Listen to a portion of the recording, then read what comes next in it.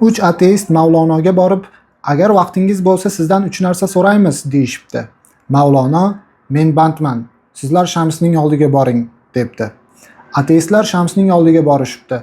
Bu vaqtda Shams bir necha g'ishtlarni terish bilan band edi. Ateistlardan biri, agar vaqting bo'lsa sendan 3 narsa so'raymiz debdi.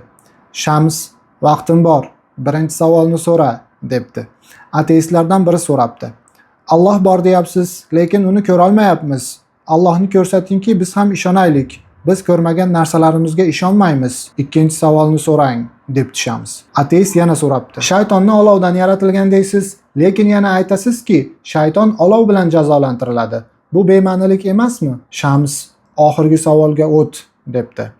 Ateist shunday debdi. Nega odamlarga bosim o'tkazasiz? Bu qanday shariat? Insonlar xohlagan narsalarini qilishsin. Yo'l bering bunga. İnsanlar shunda xursand va baxtli bo'lishadi. Shu hamma aytganlarimizga javob berginki, biz ham musulmon bo'lib iymon keltiraylik. Ateist gapini tugatar-tugatmas Shams bir g'ishtni olib ateistning boshiga otibdi. Ateistga deyarli hech nima bo'lmabdi, lekin og'riqdan ingrardi. Faqat tashqaridan zarba yegani bilinmasdi. Ateist qoziga borib da'vo qilibdi. Qozi Shamsdan hisob so'rash uchun uni huzuriga keltirishlarini buyuribdi. Qozi shunday debdi. Qani aytchi, nega bu odamning boshiga g'isht otding? Endi u sendan haqqini talab qilyapti. Uni ateist deb nega u bilan yomon munosabatda bo'lyapsan? Shams javob berdi. Men bu odamga kuch ishlatmadim. U mendan savol so'radi, men esa uni meni gaplarimdan hech narsa tushunmasligini bildim va mendan so'ragan uchala savoliga ham bir harakatim bilan javob berdim debdi. Qozi qanday qilib debdi. Shams shunday debdi.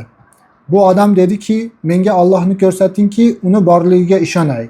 Men ham bu odamni shu gapda yolg'on aytayotganini bildim. Bu odamning boshida hech qanday og'riq yo'q. Boshini og'rig'ini ko'rsatsinki, biz ham ishonaylik debdi.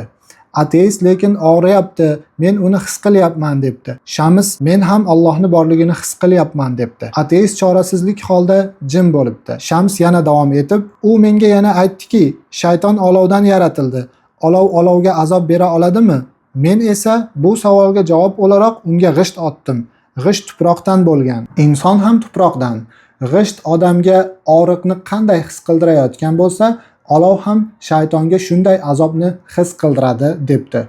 Shams yana davom etib, u yana aytdiki, insonlar xohlagan narsalarini qilishsin. Nima sabab bilan ularni shariat deb xohlagan ishlarini qilishdan man qilyapsiz? Men ham uning bu gaplaridan g'azablandim va yana takror boshiga g'isht otishni istadim, lekin unday qilmadim.